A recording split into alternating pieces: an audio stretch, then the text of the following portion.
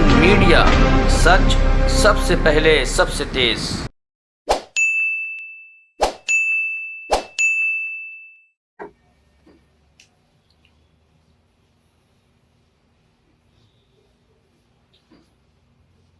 दिल्ली में अरविंद केजरीवाल जी ने, माननीय मुख्यमंत्री अरविंद केजरीवाल जी ने 19 जुलाई को एक फैसला लिया था कि किसानों के आंदोलन के संबंध में जो कोर्ट में केस चल रहा है उसमें वकील की नियुक्ति दिल्ली सरकार के पैनल से होगी। दिल्ली सरकार के जो चयनित वकील हैं वही किसानों के मामले को कोर्ट में देखेंगे। इस बारे में मुख्यमंत्री अरविंद केजरीवाल जी ने कैबिनेट में ये फैसला लिया था। संविधान में वकीलों की नियुक्ति करने का अधिकार दिल्ली की चुनी हुई सरकार को दिया है।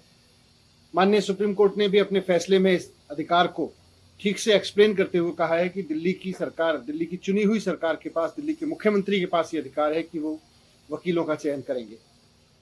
लेकिन आज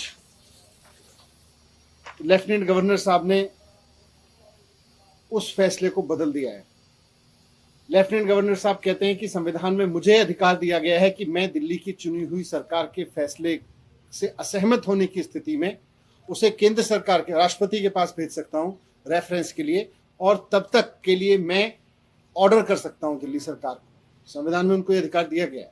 उन्होंने अपने फैसले में लिखा है, I have referred the matter to the central government for decision of honourable president of India as an urgency and sensitivity. Therefore, in exercise of the powers conferred in provision Article 239A of Constitution, I hereby direct that 11 law officers, advocates, as suggested by Delhi Police, via their communication, this be appointed. ये वकीलों की नियुक्ति करने में केंद्र सरकार की क्या दिलचस्पी है? वकीलों की नियुक्ति किसानों के मामले में, जब कोर्ट में किसानों के मामले में जस्टिस होने की बात हो तो केंद्र सरकार के वकील मैटर को देखेंगे, दिल्ली की चुनी हुई सरकार की नहीं चलने देंगे। इसमें केंद्र सरकार की क्या दिलचस्पी है? वो किसानों के खिलाफ ऐसा क्या करना चाह रही है? दूसरी बात, अगर वकीलों की नियुक्ति तक भी एलजी ही करेंगे, अगर केंद्र सरकार ही करेगी, तो संविधान में फिर चुनी हुई सरकार का मतलब क्या रह जाएगा? जैसा मैंने कहा कि संविधान में और संविधान की व्याख्या में माननीय सुप्रीम कोर्ट की 5 जजेस की बेंच ने ये साफ साफ कहा है कि दिल्ली सरकार के पास वकील चुनने का अधिकार है। यह भी बात सच है कि एलजी साहब के पास में एक प्रोविजन है कि अगर दिल्ली सरकार के किसी फैसले से वो खुश नहीं है या सहमत नहीं है तो वो उसको प्रेसिडेंट के पास भेज सकते हैं वहां डिसीजन के लिए, और तब तक के लिए ऑर्डर कर सकते हैं। लेकिन संविधान के इस अधिकार के बारे में सुप्रीम कोर्ट ने अपनी कॉन्स्टिट्यूशन बेंच के जजमेंट में कहा है कि, मैं पढ़ देता हूं उसका कोट। उसमें लिखा है कि अगर if any matter LG does not agree with the council of ministers with the elected government, तो उसको प्रेसिडेंट मैटर के पास भेजेंगे, प्रेसिडेंट के पास में। The word any matter employed in the proviso of clause 4 of constitution can not be inferred in every matter.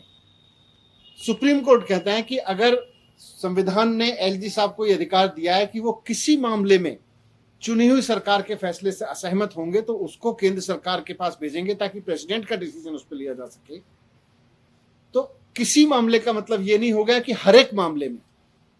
ये साफ साफ supreme court ने कहा है।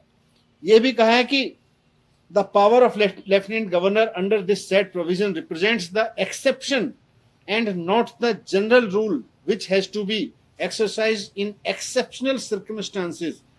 बहुत असाधारण परिस्थितियों में लेफ्टिनेंट गवर्नर को ये अधिकार का इस्तेमाल करना होगा, ये सुप्रीम कोर्ट कहते हैं। सुप्रीम कोर्ट ने कहा है कि the lieutenant governor should not act in A mechanical manner, machine की तरह से खटखट हर एक मामले में नहीं करना है, ये सुप्रीम कोर्ट ने कहा है।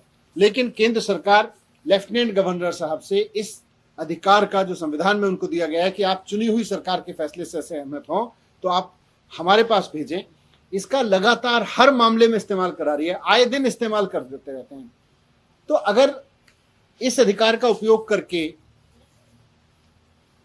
केंद्र सरकार को ही दिल्ली का सारा शासन चलाना है, दिल्ली की सारी व्यवस्था चलानी है, दिल्ली के हर चीज को, चुनी हुई सरकार के काम को रोकना है, यहां तक कि वकीलों के काम को रोकना है, तो फिर केंद्र सरकार संविधान को पढ़े ठीक से और फिर सोचे कि फिर यहां सरकार की जरूरत क्या है।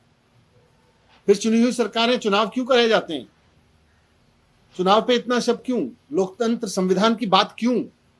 फिर तो कह दीजिए यहां पे लोकतंत्र है ही नहीं, हम लोकतंत्र में विश्वास नहीं रखते।